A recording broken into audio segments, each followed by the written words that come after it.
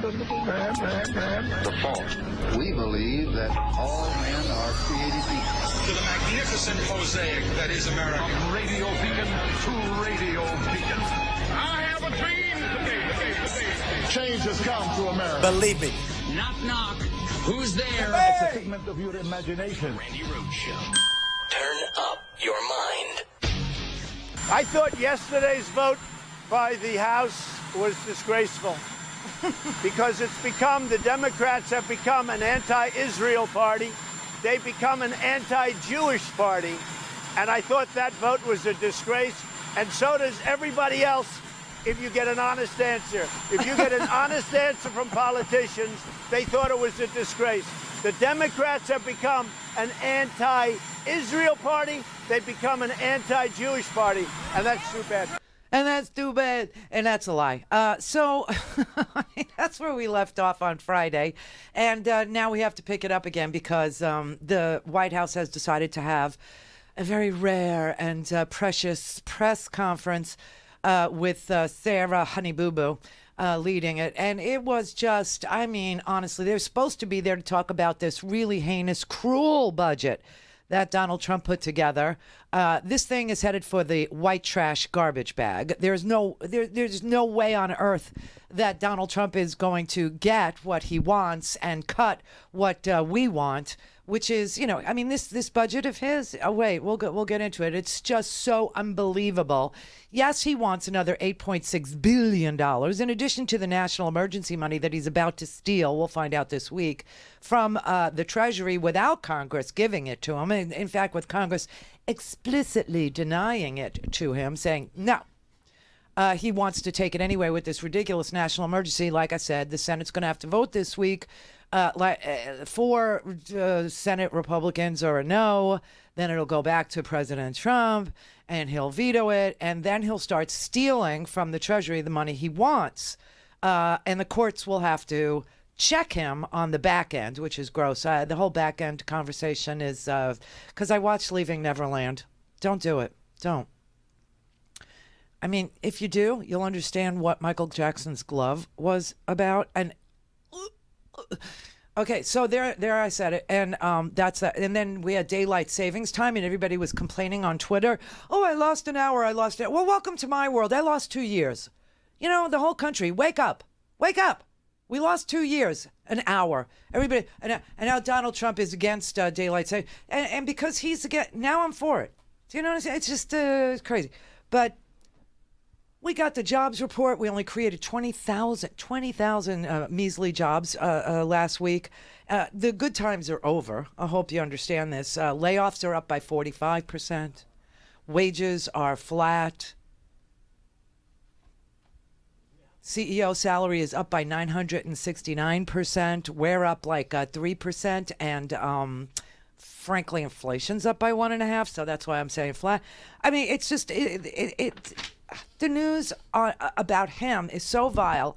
And then he comes out and has the nerve to say, after he said all the stuff you know he said about there was some very good people on the side of the Nazis, literally name-shaming Jon Stewart, right? I don't know if you remember this, but he went out of his way to highlight Jon Stewart's real last name, his Jewish background, by saying, quote, I promise you that I'm much smarter than John Leibowitz. I mean, Jon Stewart. What was that about? He refused to denounce David Duke. Steve Bannon was his campaign manager. Steve Miller, who is a self-loathing Jew, is still in the White House. He's one of the few that are still there. The Anti-Defamation League has released statements about Donald Trump saying Donald Trump has to make unequivocally clear he rejects those sentiments. There is no room for David Duke and anti-Semitism. He attacked Jewish journalists on Twitter. Melania Trump criticized an article by a GQ writer named Julia Ihoff. And she tweeted, another example of the dishonest media and their disingenuous reporting. The Daily Stormer, who loves Donald Trump, urged their followers to go ahead and send Ihoff a tweet and let her know what you think of her. and called her, somebody that engages in dirty K-word. Okay, I haven't heard that word since Brooklyn, but K-word, dirty K-word trickery. And IHOF is Jewish, and then she was inundated with a deluge of anti-Semitic comments, including a doctor photo of her wearing a Holocaust-era Jewish star. You remember when he tweeted Hillary with a Jewish star and a background of money, right? Remember that? And he said, oh, it was a sheriff's star, right? They had a cartoon of a Jew getting his brains blown out and threats that she should go back to the oven. And then I got to say, even I got the oven. I got oven comments on the YouTube page. I got oven comments on my Facebook page. I got oven comments on my Twitter page. I mean, come on. And he's going to stand there and he's going to be the arbiter of who is and who isn't anti. And of course, all he does is invoke his daughter's conversion therapy and the fact that his grandchildren now are Jewish because she converted to Judaism. America First, the very slogan America First, that's Charles Lindbergh, a devout anti-Semite's slogan. He started the America First Committee, and that was to keep us out of World War II. He tweeted a link to an essay about emerging fascism in the United States that the New York Times editor, Jonathan Weissman, wrote. And then he was attacked by the Trump crowd with, anti-Semitic crap. Trump, God Emperor, sent me the Nazi iconography of the shiftless, hook-nosed Jew. He said, I was served an image of the gates of Auschwitz, the famous words Arbeck macht frei, replaced without irony with Makin' America Great. And Holocaust taunts like a path of dollar bills leading to the oven and then denying the Holocaust even happened. He had a white supremacist delegate, a guy from the American Freedom Party, who was a delegate. He was on the list of Trump delegates to the Paul Manafort conducted, convention. And news organizations started to report that this white supremacist was one of the Trump delegates, and they tried to say, oh, it was a database error. And this guy finally resigned as a delegate and did not attend the convention. And then he refused to condemn the anti-Semitic vitriol against, this Julia Ihoff girl. And Andrew Anglin, who is the Daily Stormer founder, said, we interpret that as an endorsement by Donald Trump. And then Ari Fleischer came out and said, just because Nazis support Trump doesn't mean that Trump is, a supporter of Nazism. And they turned it around. They said the fact that the Black Panthers came out for Barack Obama doesn't make Barack Obama a Black Panther sympathizer. But every candidate who has ever had a group that practices racism come out for them has denounced that group, but Donald Trump would not denounce David Duke. He simply said he did not know anything about David Duke or the fact that he was a grand wizard for the Ku Klux Klan or anything about the Ku Klux Klan. He said he needed to research it. Condemn David Duke and say that you don't want his vote or that of other white supremacists in this election? Well, just so you understand, I don't know anything about David Duke, okay? I don't know anything about what you're even talking about with white supremacy or white supremacists. So I don't know. I mean, I don't know, did he endorse me or what's going on? Because, I know nothing about David Duke. I know nothing about white supremacists. And so you're asking me a question that I'm supposed to be talking about people that I know nothing about. But I guess the question from the Anti-Defamation League is, even if you don't know about their endorsement, there are these groups and individuals endorsing you. Would you just say unequivocally you condemn them and you don't want their support? Well, I have to look at the group. I mean, I don't know what group you're talking about. You wouldn't want me to condemn a group that I know nothing about. I'd have to look. If you would send me a list of the groups, I will do research on them. A list. And certainly I would disavow if I thought there was something wrong. But you may have groups in there that are totally fine, and it would be very unfair. So give me a list of the groups, and I'll let you know. Okay. I mean, I'm just talking about David Duke and the Ku Klux Klan here, but... I don't know. Honestly, I don't know David Duke. I don't believe I've ever met him. I'm pretty sure I didn't meet him, and I just don't know anything about him. All right. All right. Whatever you say. All right, so now you have the lay of the land, okay? And then he stands up and he said, Democrats hate Jews. They're becoming an anti-Jewish party. Most American Jews are Democrats, just saying. Numbers don't bear any of that out. However, gotta tell you, today, Jonathan Karl, Hallie Jackson, Jim Acosta, all tried to get them to say, how in the world are you getting there? All things Randi at RandiRhodes.com. Go for launch. Speaking truth to power, the Randi Rhodes Show.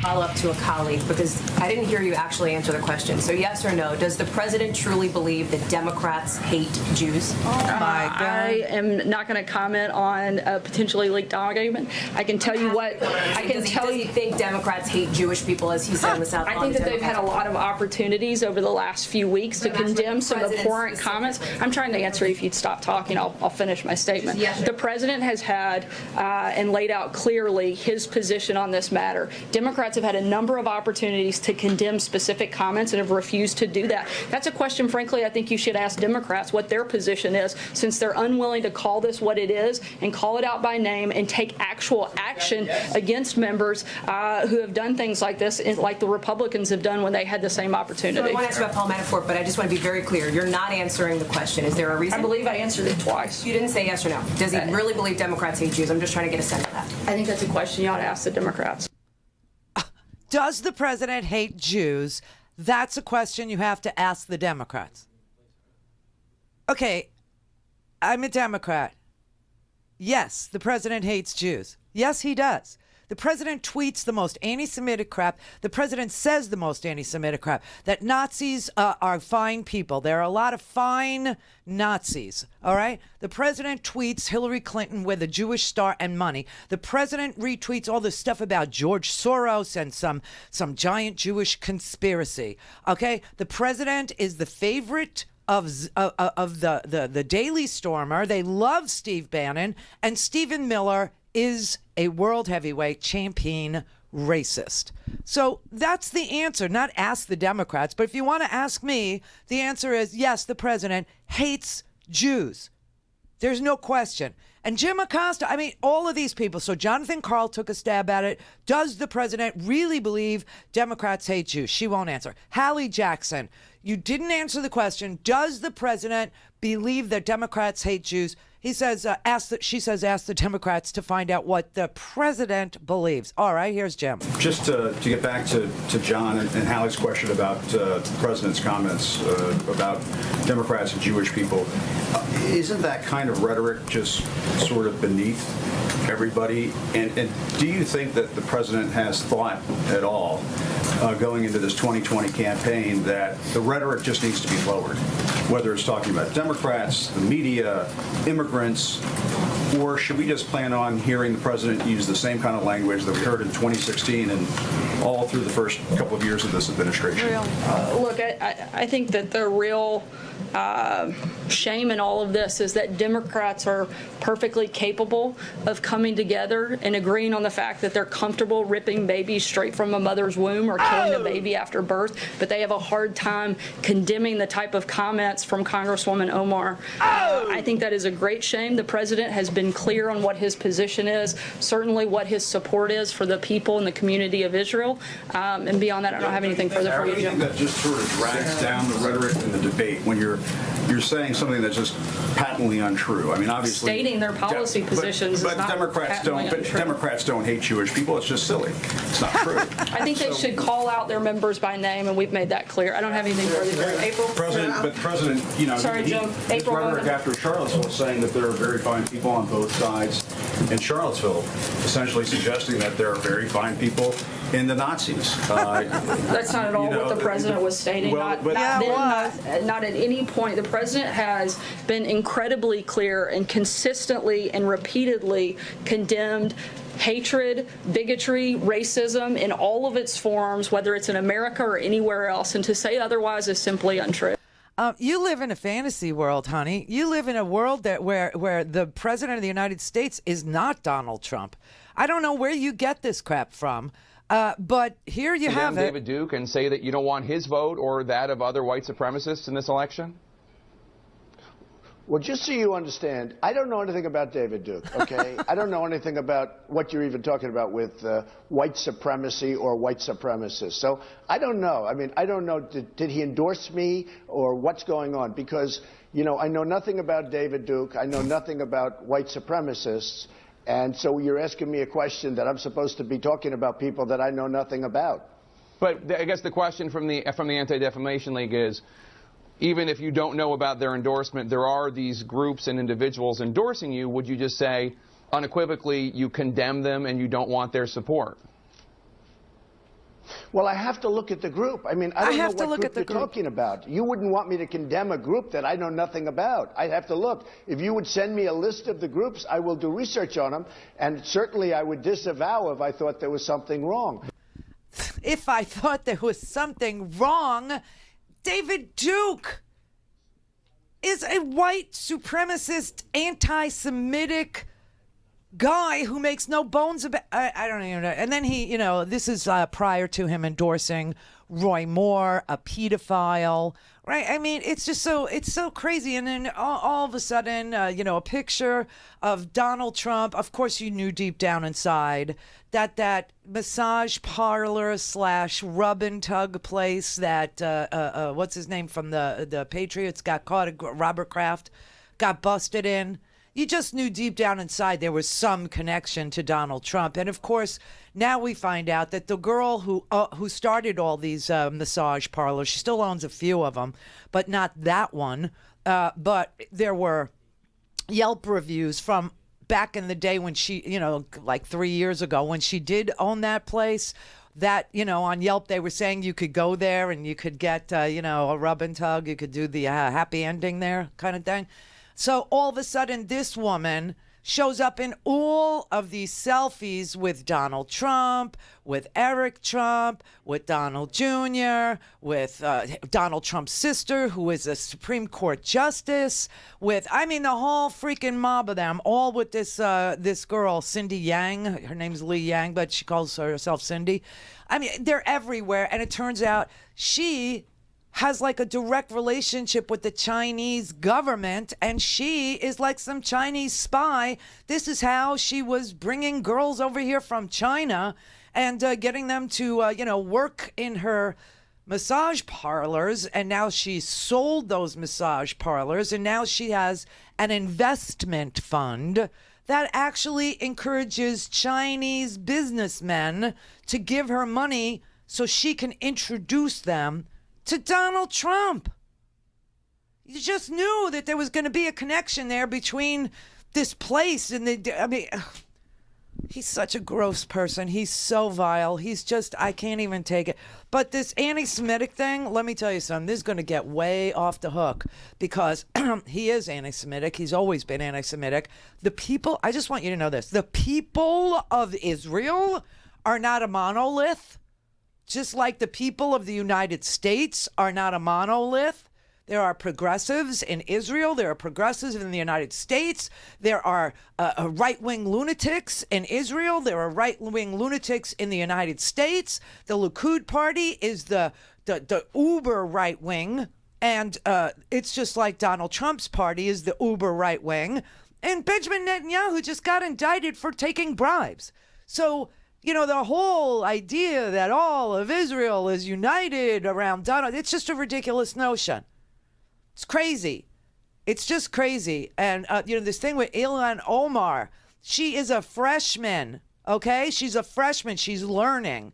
And she's learning that if you're going to criticize AIPAC, which is a giant lobby shop, you have to choose your words very, very carefully. She's learning, and she unequivocally apologized because she doesn't understand yet. But this is a woman whose history you have to understand. She is a Somali refugee. Our interventions in Somalia are legendary. Just ask Paul Manafort. Just ask them. Ask Roger Stone. Ask Paul Manafort, the whole torturers lobby, about all this crap that we did. And then she ends up as a refugee living in a refugee camp. A camp. Like I said, if your government has camps, maybe you ought to not support the policy of your government that allows for camps. You know, China's got 1 million Muslims in camps. 1 million of them in camps. So she ended up in a refugee camp in Kenya for 4 years. You think maybe her experience in this world is informing some of her questions that she has for the world? Nobody's excusing the fact that she used extremely loaded tropes, and that the Democrats passed an anti-hate bill that says, you know, we don't tolerate hatred for any religion. We just don't. But that didn't stop them. That doesn't stop. You want to hear hatred? You want to hear pure, unadulterated hatred from a real hater, from a real, I want to say the a-hole word so bad, but you know what? She's not worth it. Think about it. Omar wears a hijab, which according to the Quran 33:59 tells women to cover so they won't get molested. Is her adherence to this Islamic doctrine indicative of her adherence to Sharia law, which in itself is antithetical to the United States Constitution? You know, this woman is really batcrap crazy, I have to say. And the fact that she was a judge should really let it sit in your head that she was a judge handing out sentences to people just like T.S. Ellis did. Okay? These people actually had the power to send people away. To send people away. This is white supremacy. This is hatred for an entire religion. I mean, Jeanine Pirro is, according to everything I've read about her, she's Catholic. Does she have a problem with nuns covering their head with habits or wearing the long frock down to the floor? Does she have a problem with the male priests wearing, I don't know what to call it, a yarmulke, essentially, or a collar around their neck? Does she have a problem with, Hasidic women shaving their heads and wearing scarves or wigs? Because there's something about hair in religion that freaks people out. I just, I kind of understand it, but I don't. So why is she attacking this woman for wearing a scarf when other religions cover their heads too? When other religions wear different clothing than I wear, okay? You've got the Hasidic Jews. They wear quite some outfit there, okay? They wear a long black coat. They wear the foxtail hats. They have payas. They do look different. Do you have a problem with them too? Are they antithetical to the Constitution? Why is a scarf so offensive to you? If you're saying that she is anti-Semitic, very Semitic people, extremely religious people also cover their hair. Nuns do it too. What is the issue? How does she get there in her little perturbed, perverted head? I don't have to tell you, Nancy. Jews have been persecuted almost from the beginning of time, when they were forced out of Egypt, to the 6 million killed in the Holocaust. And now we are witnessing the rise of anti-Semitism in Europe, where incidents are up 74% in the last year alone in France. You know who's doing this? You know who's spearheading this anti-Semitic movement across Europe, in Hungary and in Poland? Steve Bannon. Steve Bannon is all over the world right now, especially Europe. He's in Europe and he's doing everything you could possibly imagine to drum up anti-Semitism.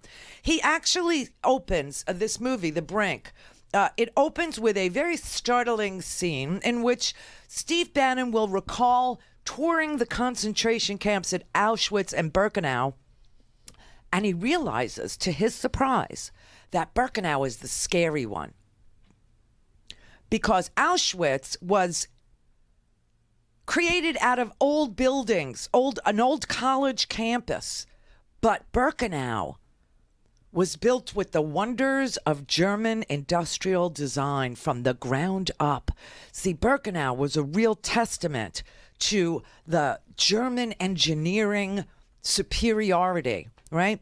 They designed the nuts and the bolts of the camps, and they had no knowledge. They didn't know what they were supporting when they built it. Oh, my God. You know, Bannon doesn't think of himself as particularly as an anti-Semite, but he is. He's all over. I mean, remember the Roy Moore campaign? Who was Roy Moore's campaign manager? Steve Bannon.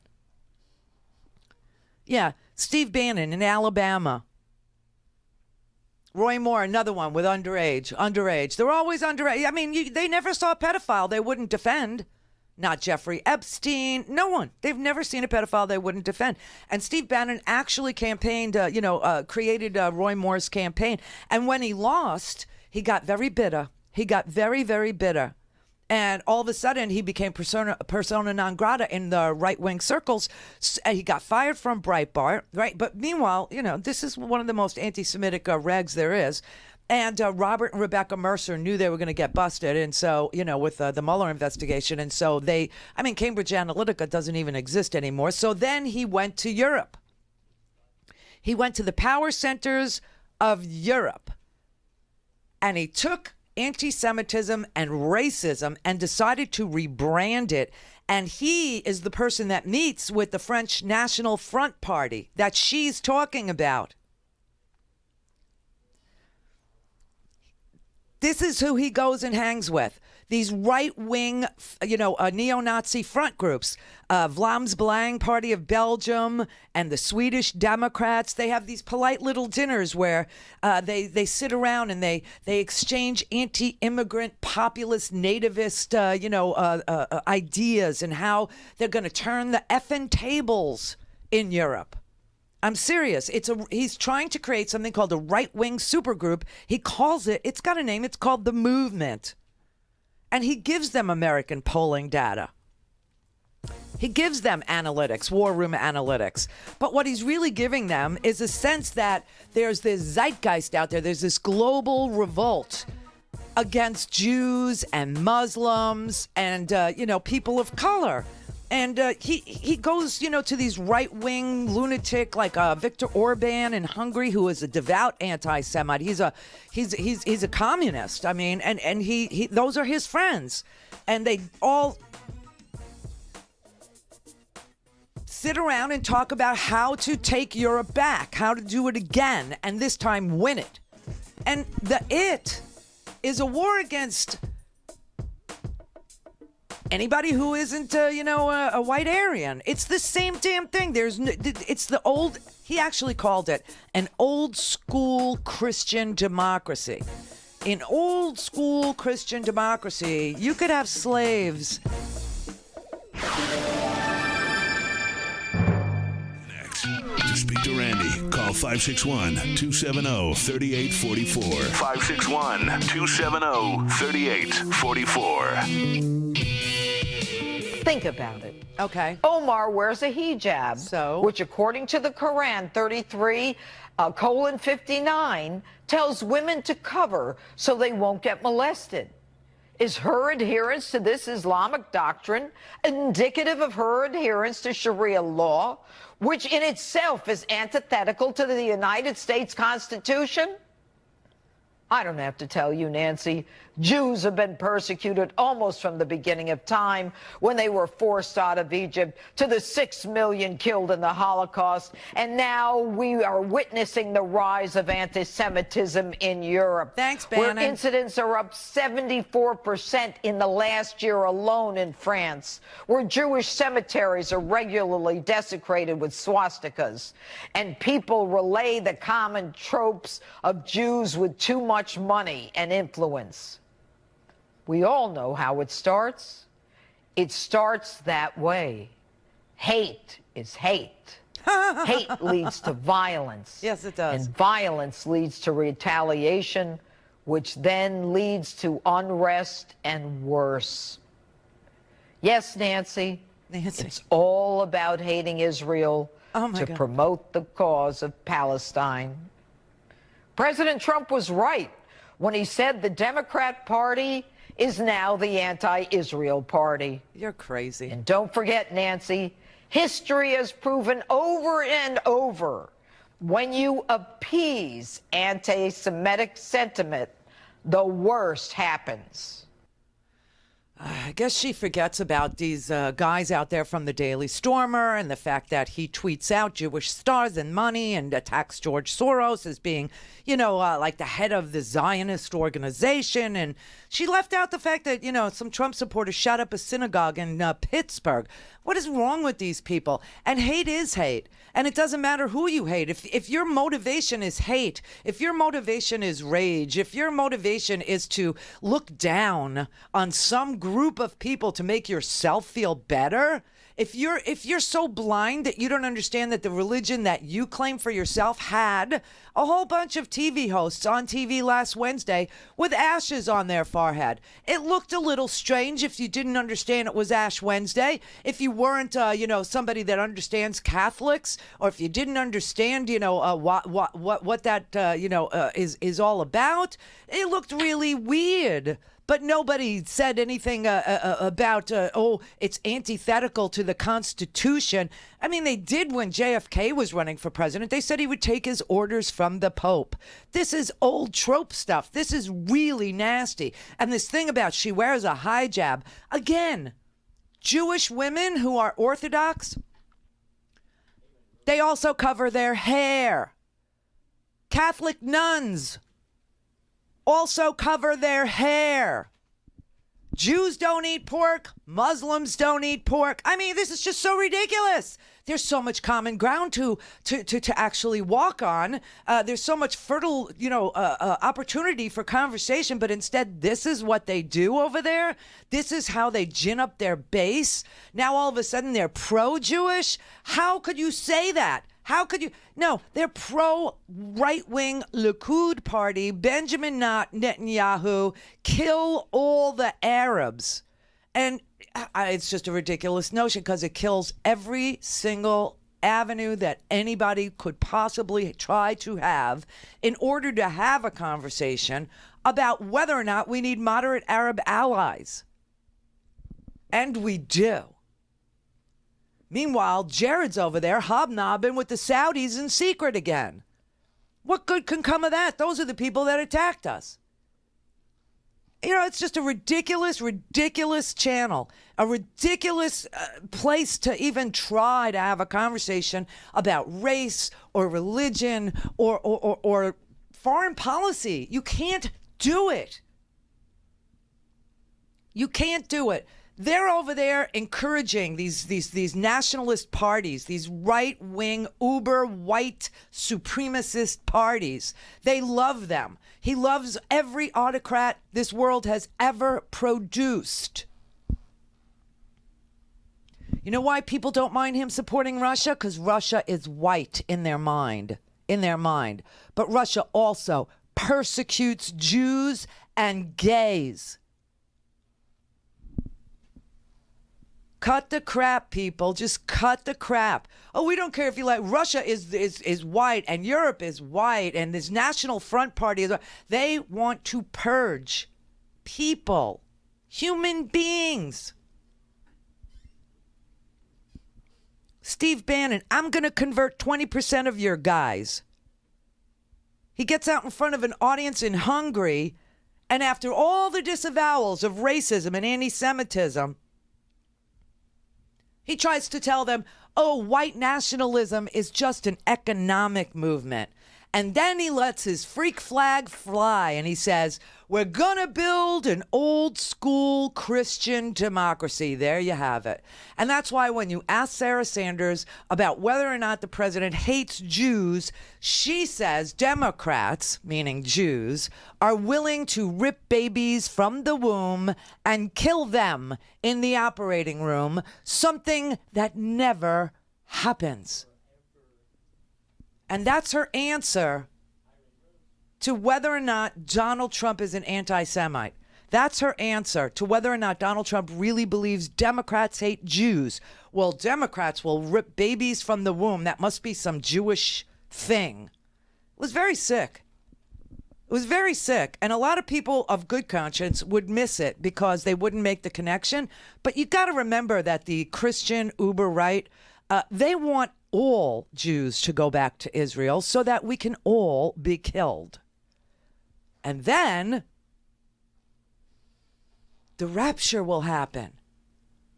And all the good Christians will be lifted up and everyone else will be left on earth who wasn't, religious enough to die a miserable, horrible death. These are devious actors. These are really, really horrible, hate-filled people. And their attack on, this poor girl who has a different life experience that informs her questions. And that's all she was doing, was asking a question. Did she ask it ham-handedly? Yes. Was it, shocking to hear it, it's all about the Benjamins? Yes and no, because you have lobbyists out there that make it almost impossible to have a real conversation in this country about foreign policy. And you know what? Not everybody agrees with the right-wing foreign policy that is present in this country and is present in other countries. Very few people are down with that. But you'd never know it. You would just never know it. It's vile. It's really disgusting. I thought yesterday's vote by the House was disgraceful because the Democrats have become an anti-Israel party. They become an anti-Jewish party. Oh, God. And I thought that vote was a disgrace. And so does everybody else. If you get an honest answer. If you get an honest answer from politicians, they thought it was a disgrace. The Democrats have become an anti-Israel party. They've become an anti-Jewish party. No, we're anti-right-wing Likud. It's a very strange subject. And, I never talk about it because no one wins. No one can ever win. And the reason why you can never win is because in this country, it's a prohibited topic. And now he is using us. He's using me. He's using my family. He's using our history to divide this country. And it makes me sick, as if we needed anything to divide this country even further. I mean, first it was just Mexicans, and then it was just Black Lives Matter. Now it's religious people, the Muslim ban. Oh, it was just Muslims. And now he's actually, going for every group you could possibly imagine to pit one against the other. It is just it's so ugly. It's so unneeded. It's so unnecessary. These are topics. Obviously, our justice system is broken when it comes to black and brown people. Obviously, Mexicans are not rapists. We had this big drug bust over the weekend, and of course, Sarah Carter and those lunatics on the right. See, we told you there's this big drug bust on the border, and this mule was bringing in, pounds of fentanyl and pounds of heroin and pounds of methamphetamine. Except what they left out was that the guy who did it was a 57-year-old white guy from Coolidge, Arizona, driving a Saab through a legal port of entry in Nogales. And that our system freaking worked. What I say. What's the best thing you could have if you're looking for drugs? Dogs! A dog, a sniffing dog, a trained dog, a service dog, sniffed out this Saab and sat down, notifying Border Patrol that there was substances illegal in this car, and it turned out to be true. The dog sat down, they pulled the car aside for a second inspection, and they found methamphetamine, and they found fentanyl, and they found heroin. 57-year-old guy from Coolidge, Arizona, and the whole freaking Twitter sphere is saying, oh yeah, see, Sarah Carter's right, there's no crisis, we need all this money for a while. It worked, and it ain't no Mexican doing it. What a sick bunch of people. Just so willing to hate, just so willing to take the leap, to go the next step, to say, yes, all of them are rapists and murderers, and all of them are, I don't know. It just blows my mind. Hassan in Michigan. Hi, Randy. Hi. How are you? I was just taking a sip of coffee. I'm well. How are you? Give thanks. Hey, I wanted to talk to you a little bit about Omar, the congresswoman, the Muslim congresswoman. I'm sorry, I'm on the bus. It's kind of loud, but I'm parked. Randy, this woman, she's a Muslim. Now, we all know how Muslims are being treated by the Jews, the Palestinians, the people in Palestine, how Israeli government is treating the people. That's a big problem for her. That's one of the main problems that she has. And not only that, this woman came from Kenya. You know what is a camp? No, a refugee camp. She came from Somalia. She was forced into a camp. Yes, she was born in Somalia, but they moved because Somalia was kind of crazy, and Ethiopia, they all ran to Kenya. Right. Now, when they are in those camps, let me tell you, the people who are in those camps, most of them are like from Somalia and Ethiopia. And a lot of those people, that part of Africa, they think they are the real Jew, they are the real Hebrew, the descendant of King Solomon. Now, when they exile and go to Israel, they've been killing them every single day. You watch the news every day. People from Somalia, people from Ethiopia are being killed by Netanyahu government. And that's a problem. And as a Muslim and her leaving that camp life, there is no other way to express herself but this way. But that's why she that's what That's what I'm saying. I'm saying you have to understand what her experience is and why she asks the questions she asks. That's right. She asked them ham-handedly. You cannot discuss this in a tweet. It's a mistake to try and have a meaningful discussion about a two-state solution versus a one-state solution on Twitter. That's all. That's all she did. It's a mistake. It's a mistake. And I tell you, the Democrats understood she's not Steve King. You know, Steve King for 10 years was, a white supremacist. The president has never condemned Steve King personally, ever. Took him 10 years to say anything. They still run pedophiles like Roy Moore. They have absolutely no moral high ground to criticize her.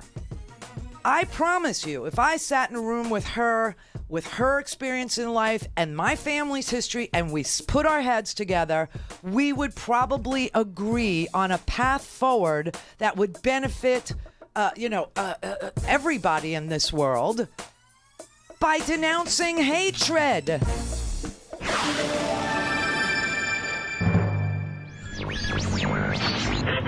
Mary had a little ram. The fault. We believe that all men are created equal. To the magnificent mosaic that is America. From radio beacon to radio beacon. I have a dream today. Change has come to America. Believe me. Knock, knock. Who's there? It's a figment of your imagination. Randi Rhodes Show. Turn up your mind. On Monday, Roger Stone will have to explain to a federal judge in D.C. what steps he has taken to comply with her gag order. On Wednesday, that same judge will sentence Paul Manafort on conspiracy charges in his other case. Also on Wednesday, Michael Flynn will tell a Virginia federal judge if he is ready to move forward with his sentencing. It was delayed back in December. A new date may be set next week. Thursday, Roger Stone back in court in D.C. The judge in his case could issue a new ruling that would further tighten his gag order. And on Friday, a week from tonight, former Manafort business partner, Trump campaign deputy chairman Rick Gates may learn when he will be sentenced. That's quite a group, isn't it? All Trump people, all Trump advisors, all Trump campaign guys, all Trump lawyers and fixers, and it's just wow. It's unbelievable. We have a very busy week. I don't know if people realize this, but today, Roger Stone's lawyers have to explain to Judge Amy Berman Jackson how he left out the fact that he was going to tweet about a new book trashing Robert Mueller in the introduction. Why did he leave that out when she put him under a gag order? Because he just can't stop witness tampering and, screwing with the jury pool. And then on Wednesday, Amy Jackson Berman, judge, will sentence Paul Manafort on 2 counts, witness tampering, and lying. And then also on Wednesday, we'll get a trial date, or Friday, I think we get the trial date for Roger Stone. No, I mean, it's Wednesday, I think, we get a trial date for Roger Stone from Judge Amy Berman Jackson. And we'll find out if she throws him in jail for violating his gag order. Then on Friday, Gates and Flynn, their status reports are due, meaning Mueller has to tell the court. That was kind of misstated there by whatever his name is. But Mueller has to tell the court whether or not they have gotten all the cooperation they think that they would get out of Flynn and Gates, and whether or not to go ahead and sentence them, or recommend a sentence for them or not, or if he's still working with them, if there's still more information that they can provide. So here's the timeline for this week. It's going to be crazy busy. It's going to be unbelievable. It's one of those moments where a number of threads are finally starting to merge together in front of judges. So we all know that, the justice system is completely broken, and we have more than one justice system. We have several. We have, a justice system for middle-class white guys. We have a justice system for the unbelievably well-connected white guys, the guys who have friends in high places, who can also get a pardon no matter what a judge gives them, like the Paul Manaforts, right? And then we have a justice system for everyone who's poor and black.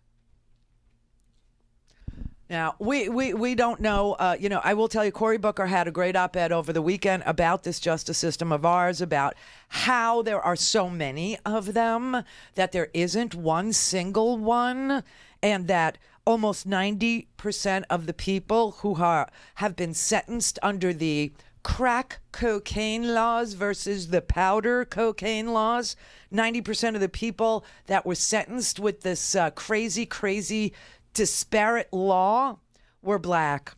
So, for people who have conversations in the country, meaning well, saying slavery could come back, slavery could happen. Steve Bannon is advocating for an old Christian-style democracy where you could rely on the Bible to countenance slavery because it's in there, right? And so, if it's in there, you can do it, this kind of old Christian white guy democracy, right? Unfettered capitalism. I hear people saying slavery could come back. Slavery never left. Instead of chains, instead of lynchings, we now have cages and buildings full of cages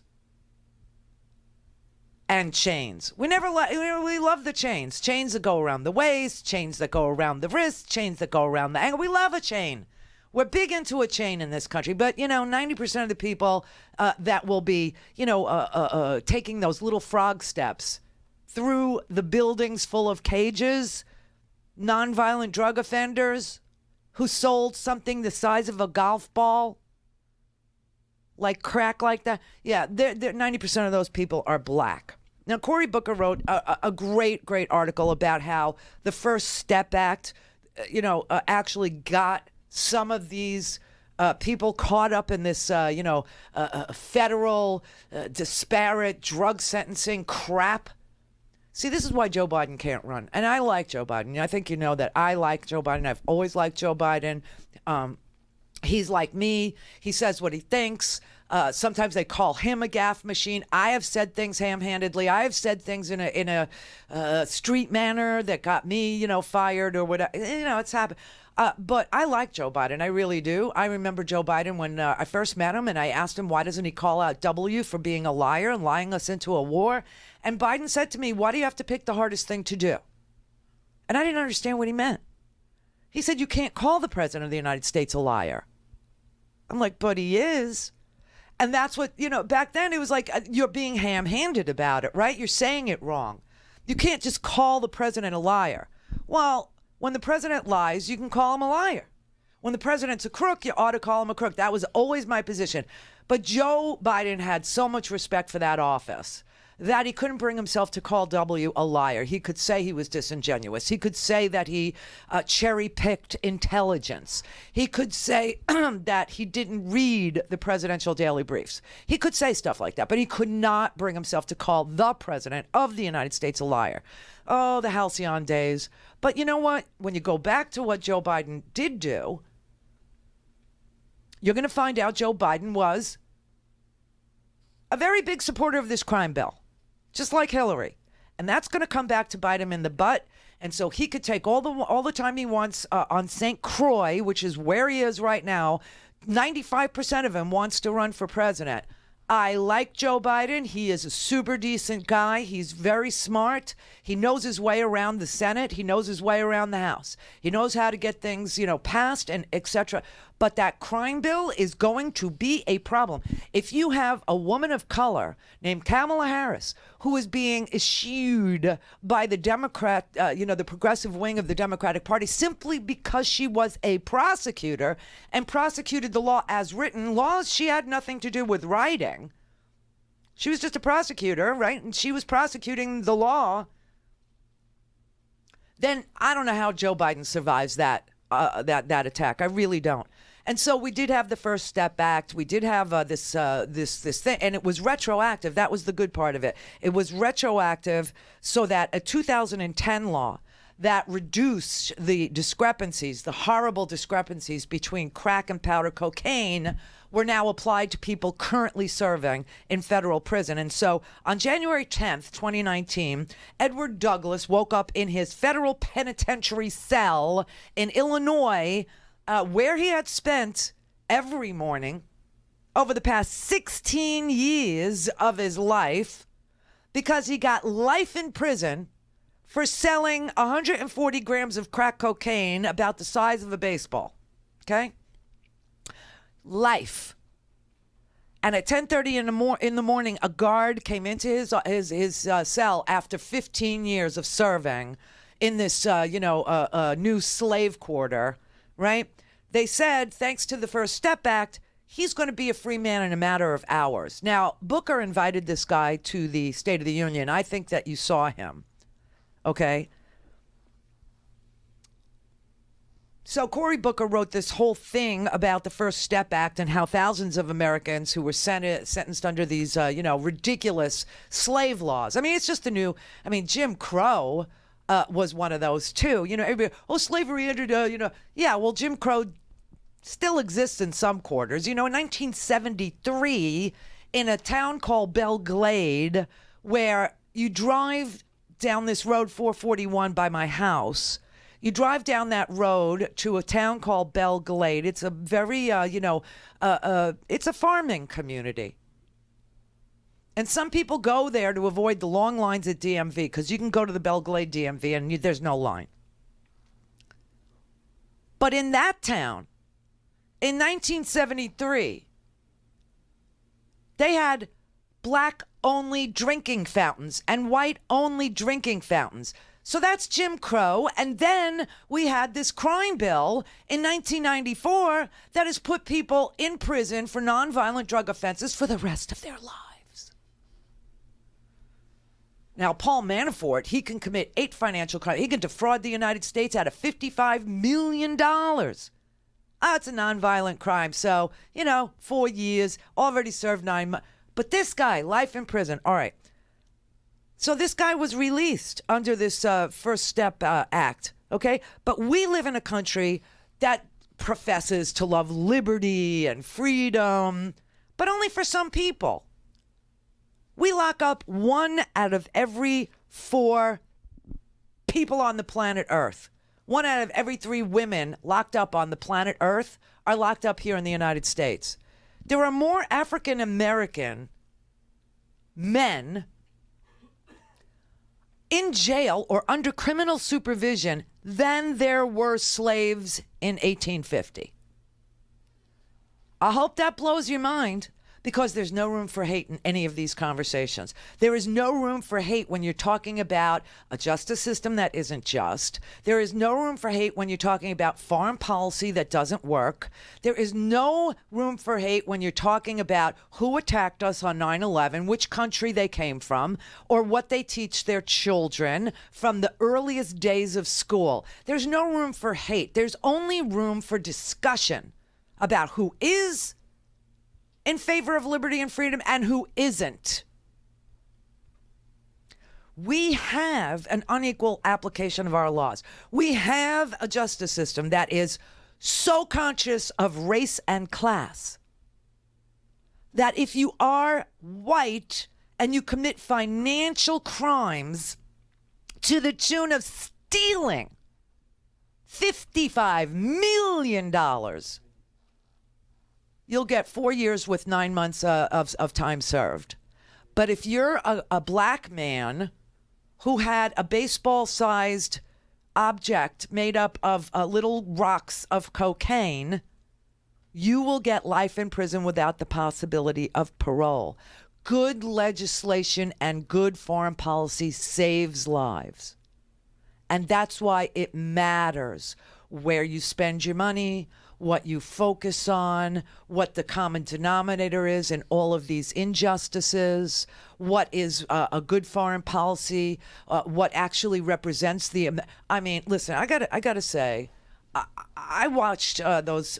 I don't know who did and who didn't, but if you did, call me and let me know. I watched the town halls last night on CNN. And they had a town hall with Tulsi Gabbard, and they had a town hall with this mayor of Indianapolis, Buttigieg. He has to come up with a nickname, like BG or something like that. Like Alexandria Ocasio-Cortez. They decided her Latina name, where your mother's maiden name is also part of your name, right? Because they don't give it up so easy. I kind of like that. I like that a lot. If you go to Latin America, you have kids whose names are a reflection of their father and their mother. And that's why there's so many hyphenated names. Well, they decided that Alexandria Ocasio-Cortez was too wordy, took too much effort from the, uber right wing. And so they gave her a little handle, AOC, and, caught on, right? Well, Buttigieg, he needs a handle. He needs some sort of a nickname, because no one can say his name. I mean, I was in the car with my mother yesterday and my sister-in-law. We were all going out to brunch, and everybody would say, how do you pronounce his name? How do you pronounce? And I'm like yelling it out. And I realized, okay, he needs a nickname. So I watched these two. There's something really wrong with Tulsi Gabbard. It matters what your support for authoritarian murderers looks like. Doesn't necessarily mean that the result of your disapproval of Bashar al-Assad requires us to go to war with him. That one thing doesn't necessarily mean the other. But she would not call Assad a war criminal. And this is a man who gassed children, gasses his own people, and has mass murderers in his prisons. She needs more evidence. He's live on RandiRhodes.com and the free Progressive Voices app for Android and iOS. Visit the App Store or ProgressiveVoices.com now. It doesn't take much to look on the local news every night and see how many black kids, black boys, black men are being killed with these stand-your-ground defenses that these people raise. Then they get off. So I take issue with that. I'm the only person here of color, okay? I am a mother, too. And I have a son. And I care as much for my son as y'all care for y'all's. But my son doesn't walk the same path as yours does. So this debate deserves more time. I'm in Pine Bluff. We have killings regularly down there. Mr. Hunter knows. He's our prosecutor. Now, I don't know where the heck, I know where you are from, Gary. And I don't know really where Mr. Ballinger is from. But I can tell you that for a long time since I've been back here in Arkansas, I have feared for my son's life. Now, he's 27, he's out of Arkansas. And I thank God he is. When you're bringing up crap like this, it offends me. And then to limit the debate too, this is crazy. You don't have to worry about your children, Will. I worry about my son. And I worry about other little black boys and girls. And people coming into my neighborhood, into my city, saying they got open carry rights, walking down in front of my doggone office in front of the courthouse. That's a bully. Do I have a right to stand my ground with some crazy-ass person walking around with a doggone gun? I don't know what the hell he intends to do. But I know I am scared. I feel threatened. Just like some of y'all walking around here up in the legislature with these damn guns. Oh, my God. That, what's his name, Garner came in here, walking around here with a damn gun under his coat. You can see the damn print. Senator, you need to stop. No, I don't. Yes, you do. No, I don't. What the hell are you gonna do? Shoot me? Senator. Senator, what the hell? I'm telling you, this deserves more attention. You want to come up here with all these little NRA bills and bills that Alec have and all that stuff. I'm talking about my son's life. And I'm talking about the lives of other black kids.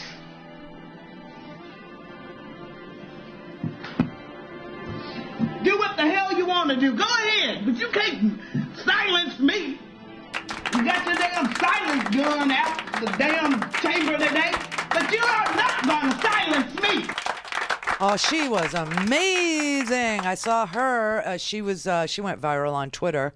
That's from Now This.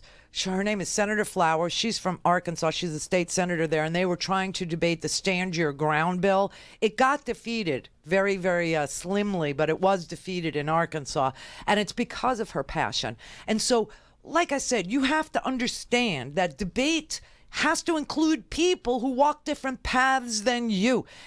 To have a debate about anything meaningful, anything hard, anything difficult, anything worth having the debate about, anything that creates an injustice in the world, anything that creates a mass murder situation or a camp situation. You have to have a debate, but you also have to understand that there is somebody on the other side of that debate who has a completely different life experience, walks a completely different path, has things happen to them that you wouldn't ever have happen to you, and vice versa. And vice versa. And this is why this president is so offensive to me as an American Jew, telling me suddenly he's super Jew. Because he supports a right-wing policy of a one-state solution in a place like Israel. And you got people like Tulsi Gabbard who literally would not denounce a man who kills people. It's a proxy war in Syria with Russia. She wouldn't call him a war criminal.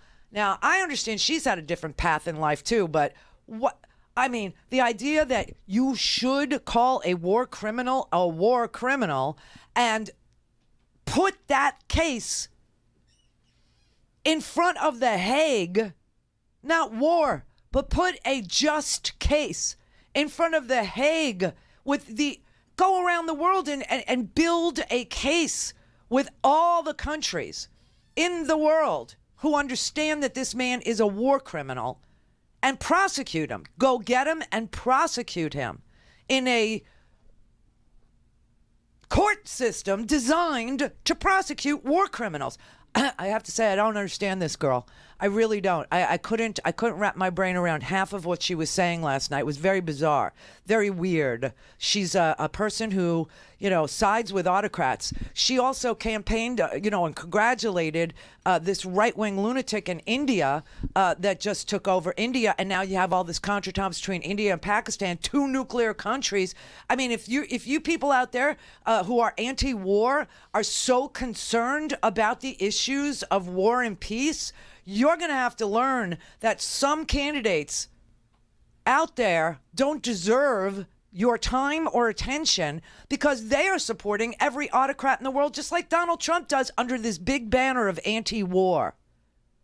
It's freaking frightening. I watched this last night. I was like, how could people, oh my God, it's so, whoa. Very strange, very weird.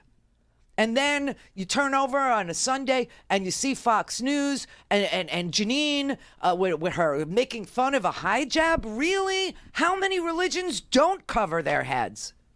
My God, it would be easier to say that than it would be to say, for the life of me, this division, this, and making it unsafe to talk about things like how to keep a peaceful world, how to actually use the international court system to prosecute international criminals, international war criminals, like Vladimir Putin, like Bashar al-Assad. I don't get it. I don't get it for the life of me. I really don't get it. I don't get why she couldn't recognize the fact that this man, Assad, has mass murdered women and children with gas, that he's mass murdered and tortured people in his prisons, and she wouldn't say he was a war criminal. I don't get it sometimes. I don't understand it. But I got to tell you, she supports every autocrat in the world, too, under the guise of, I want to keep the peace. That's why we have a war. That's why you bring people to the bar of justice at an international court that is equipped to hear cases of war criminals. God, we look at the Nuremberg trials like it was some, a brief moment in time that could never happen again, where you brought these torturers, these brutalizers, these freaking killers to justice and held them to account for the things they did. And I was only obeying orders. It became you can't say that. You have to have some responsibility to understand what an illegal order is. It's just so sick. And then to attack this freshman congresswoman because she wears a hijab. Let me tell you something. She actually said things in an incorrect way. She approached a difficult topic in a ham-fisted way. It wasn't elegant. It wasn't well thought out. It wasn't based on her experience. And nobody wanted to give her the benefit of the doubt. That she was only asking questions that are questions she has from her life experience. Meanwhile, General Mattis has the same questions she does.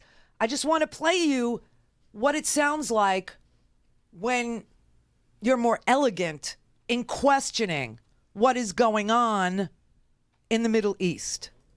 The current situation is unsustainable.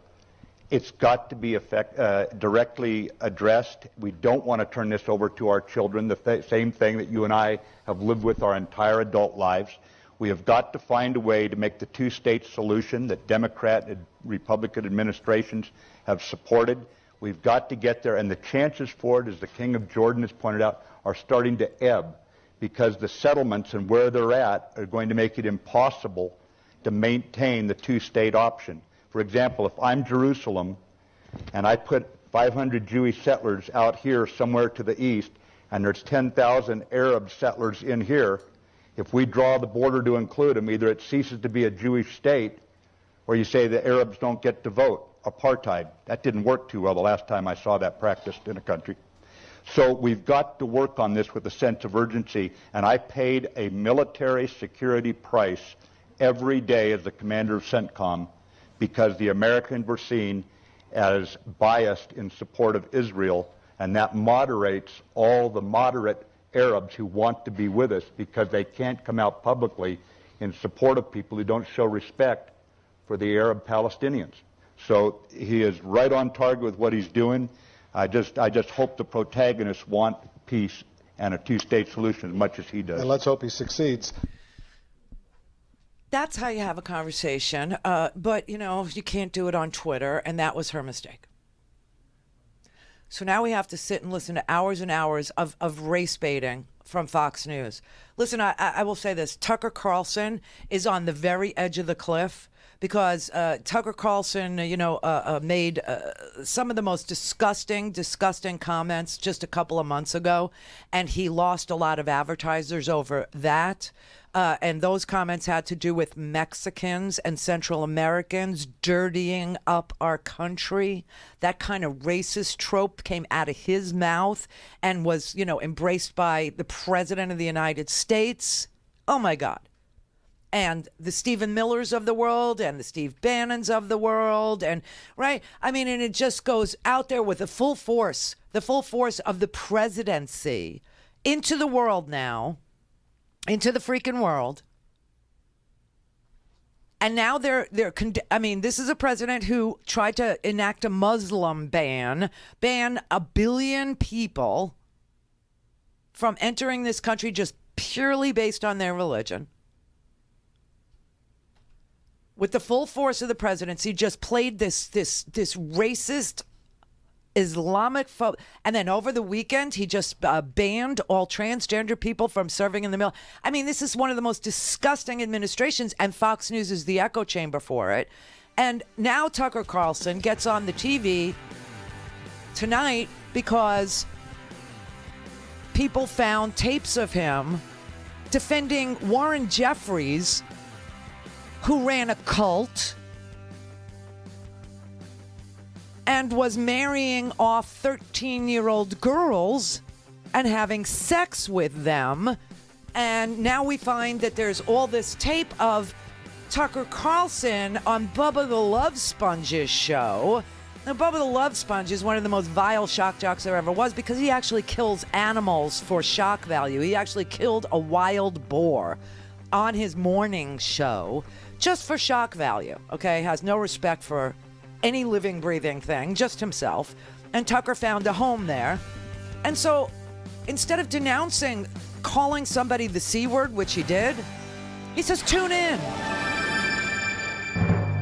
The Randi Rhodes Show. To speak with Randi, dial 561-270-3844. That's 561-270-3844. Okay, this was Tucker Carlson right after the Cesar Sayak guy, put pipe bombs in everybody's mailbox because he loved Trump so much, okay? And a person who was trying to have a conversation about Trump's anti-Semitism and Trump's encouragement of the hatred of Jews and the hatred of George Soros had spiraled out of control right alongside calling, real news fake news, right? And that it was just getting so violent out there. And Tucker Carlson decides that's funny. In the last 10 days, Donald Trump used the name George Soros for the first time in his presidency, and the guy had a pipe bomb in his mailbox last night. And we're talking about whether or not Sarah Sanders gets her Cornish hen. Whoever put a pipe bomb in George Soros' mailbox? Why do you think they did? You think it's just Trump coincidence? Criticized George Soros, because one of the richest Donald people in the world. Trump runs around. No, because George Soros. Don't laugh. I'm laughing because to draw a connection between Trump, Soros. I've criticized Soros 1,000 times. I hope he'll live long enough. I can continue to criticize him. I'm not Donald Trump. Our elected leaders are not allowed to criticize George Soros. Come on, in 642 days, if there's an angry mob, if we've gone from coconut juice and soy to angry mob, and everyone is so worried about violence, why has Donald Trump not said everyone needs to dial it down? The rhetoric in our society, he has never said that, Tucker. Mob shouldn't assault people. And I was like, oh, mob, you're racist. He calls the Democrats an angry mob. Well, they are an angry mob. Jobs, not angry mobs. It's catchy, but he needs fear and hatred to succeed. Yeah. He has no interest in tamming down. It's his responsibility. It's true. He needs fear. He needs hate. He needs to gin it up. He needs to go from one group to another and paint this group as evil and bad, and this group is evil and bad, and this group's out to get you, and these people are taking away your jobs. And meanwhile, we created literally 20,000 jobs. This economy did last month. 45% increase in layoffs. I mean, the man doesn't care about anything. This budget of his is so sick. The priorities in this budget, just remember I told you this. They're Trump's budget, president's budget doesn't stand a chance of ever getting passed. A president puts out their budget simply to show Congress what his priorities are. Trump's priorities: cut college grants for kids who qualify for a little extra help to go to a college that they've been accepted to. Grant money. Cuts Pell Grants, cuts all. He wants to cut Medicaid by $241 billion. Medicaid, the health care program for low-income Americans run jointly by states. Okay? He wants to cut $845 billion from Medicare. From Medicare. Medicare is the most popular health care plan America has. And he wants to cut $845 billion. It's almost $1 trillion out of Medicare. His budget is $56 trillion. And most of it goes to military spending, and he wants another $8.69 billion for his stupid wall. And none of the spending cuts he proposes to, he wants you to work if you get EBT. You have to work. I don't care if you're disabled. I don't care if you're, you got a broken leg. It doesn't matter. He wants you to work. He wants you to work. 20,000 jobs this economy created, but he wants you to work. Okay? Mandatory work requirements for millions of people who get EBT. And the cuts in his budget, but they don't reduce the deficit at all. Not at all, because he's adding $1.1 trillion to a $22 trillion debt. But he's coming after you. He wants to do more tax cuts for the wealthy. He wants even more money for the military. And he wants to cut all the budgets of every domestic agency. Okay, you're talking EPA. You're talking the National Institutes of Health. You're talking about cancer research. He wants to cut $4.5 billion from the National Institutes of Health, including the National Cancer Institute. You talk about a threat to America. You talk about an internal threat. He knows you can't just build a wall to stop cancer, doesn't he? You can't build a wall to stop immigration either. You can't build a wall to stop visa overstays by Canadians either. Doesn't stop him from doing it. I mean, these cuts are just unbelievable. And he just wants to spend the money building a giant pyramid that's going to make Giza look stupid 10,000 years from now. That'll make the Great Wall of China look like, a child's play. This is unbelievable. He wants $8.6 billion for the wall, and he wants to cut Medicare by $845 billion,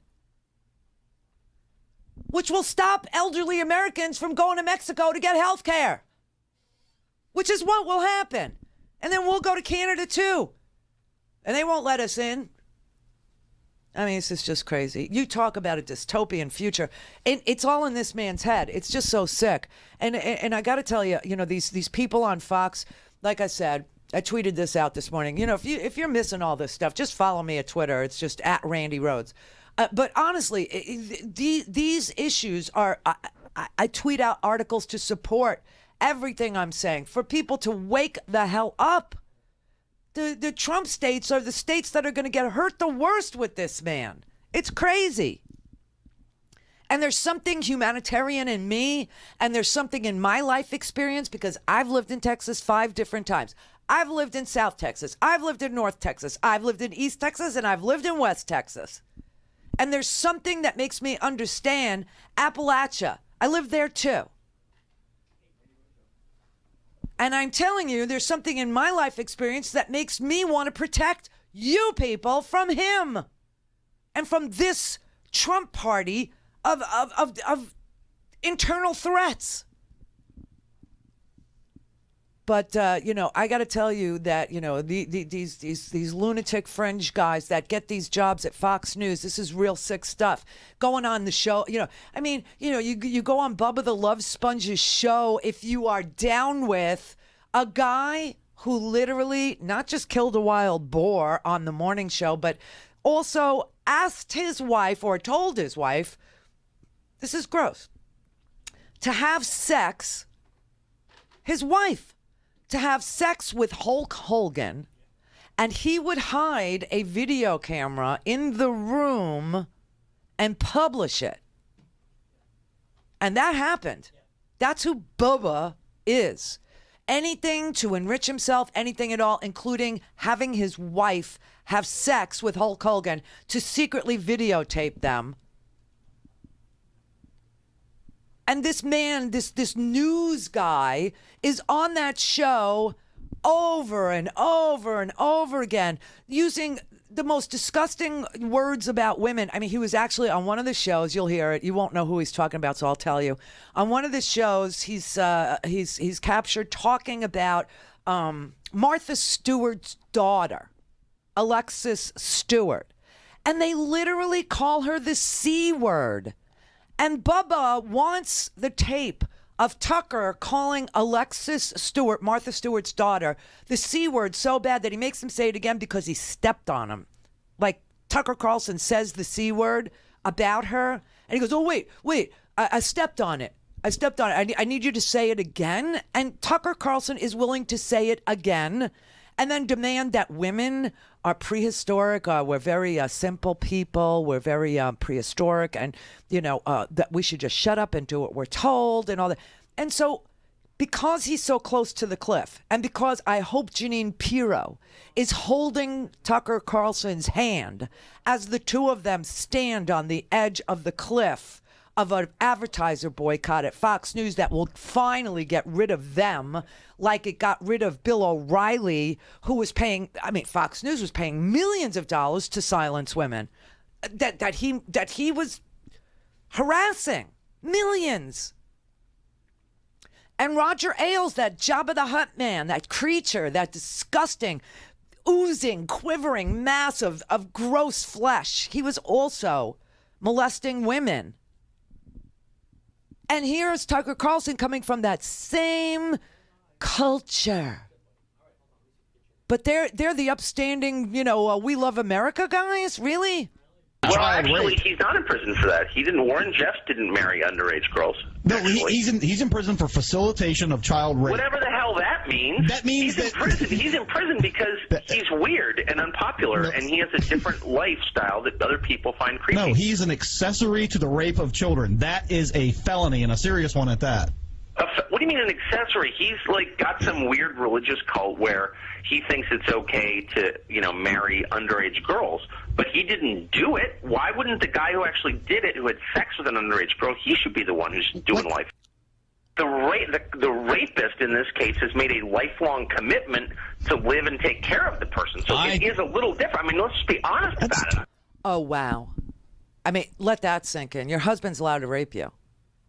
See, that's what he's saying there. He's saying, the Warren Jeffs cult, where Warren Jeffs did marry a 13-year-old girl, but okay, the Warren Jeffs cult, it's okay because they make a lifelong commitment to their rape victim, whereas Michael Jackson only made a commitment for, a year? He would marry you, but only secretly and for a year. He's not accused of touching anybody. He is accused of facilitating a marriage between a 16-year-old girl and a 27-year-old man. That's the accusation. That's what they're calling felony rape. But in our state, that's bullshit. I'm sorry. Now, this guy may be a total creep, maybe a child rapist. I'm just telling you that arranging a marriage between a 16-year-old and a 27-year-old is not the same as pulling a stranger off the street and raping her. That's bullshit. But you know what? In my brief experience, what gets women going is arguing with them. Really? Yeah. Brad, I never use that. It's true. You debate politics with a woman and just go, just full blown out there, especially feminism. If you're talking to a feminist and she's giving you, men really need to be more sensitive and this, actually men don't need to be more sensitive. You just need to be quiet and kind of do what you're told. And lighten up a little bit, bitch. They love it. Alexis Stewart, we run into her all the time. She seems Cunt. awful. Yeah, she is awful. They're very cunty. She seems extremely I like cunty. to hear that word out of, I stepped over me. She seems what? Now go ahead. She just does seem a little cunty. Yeah. Okay, there's plenty of this. It goes on and on and on and on. Media Matters actually, put this out today. It's about 4 minutes worth of this stuff.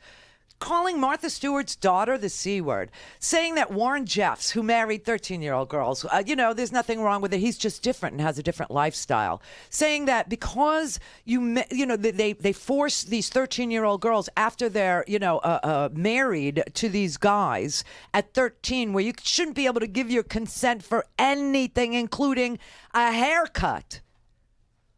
that because the men make a lifelong commitment to those girls, they're not really raped. What? And then when they catch him and he's called out, and Judge Janine's been called out for, trashing Ilhan Omar over her hijab, then all of a sudden they go, oh, well, tune in next time to see what we say about it. They don't even apologize. This is a culture of abuse. This is a culture of hate. This is a white man's network. This is a network that promotes absolute violence. Tiller, the baby killer, ended up dead. A guy in North Carolina believed that there was a Hillary Clinton-steered pedophile ring running out of a pizza parlor and drove all the way from North Carolina to Washington, D.C. with a long gun to shoot the place up and did it. They defend child molesters. They call Martha Stewart's daughter, who you probably never even heard of, the C word because it's fun. Here's a guy who had his wife go have sex with Hulk Hogan to secretly tape him and blackmail him in Gawker magazine, which he sued and won. It doesn't exist anymore. And this man who's sitting there pretending that he is a white Christian male who loves everything that's good and decent about America. But every time somebody violates the law, every time somebody traps somebody, or every time somebody uses sex as a weapon, thanks, Benatar. I really never understood that song until now. They're down with it. It's okay. It's all okay. And they will lie for each other and cover for each other and trash anybody that gets in their way. Anybody at all could be completely and utterly annihilated, destroyed, laughed at. George Soros got a pipe bomb in his mailbox. This guy, Caesar Sayak, is driving around in a white van with all kinds of Trump paraphernalia all over every inch of that van, and they see nothing wrong with that. Because George Soros is a rich Jewish man. So who cares? Who cares? Bruno on Long Island. Randy, how are you? How are you? I'm good. Listen, a couple of things. I want to talk to you about the Congresswoman Omar. Okay. And how she's been targeted by the Republicans, who, by the way, have a total of 2 Jewish individuals as Congress people. Right. 0 in the United States Senate. And they have the balls to refer to her as anti-Semitic. Yeah. Let me suggest something about that young lady. She's a Muslim. She is surrounded in her community by Muslims and has had conversations over the years pointing out the oppression of the Palestinians by the nation of Israel, and then forgot that she's now on a public stage and is kind of saying these things that people are now jumping all over her for. So I'm going to suggest that Ms. Pelosi will have a conversation with her, and the Republicans will find another target. Well, she did. They did have a conversation with her, and the conversation resulted in a resolution condemning all hatred. Hatred for Muslims, hatred for Jews, hatred for African Americans, hatred for, Central Americans and Latinos and brown people and all of it. The Democrats did the right thing. Absolutely. They really did. They did the right thing. And the real anti-Semites, the people that actually front for this nationalist front movement, for the Viktor Orbáns in Hungary, for the white supremacists, the fascist movements in Europe, the people that organize around it, make money off of it, the Steve Bannons, the President Trumps, all of these guys, they're just opportunists. They see a woman, a freshman in a hijab. You knew that they were going to find something to attack her on simply because she has the nerve to wear a scarf. And they found it, except they have no moral high ground. Buy a stinking podcast.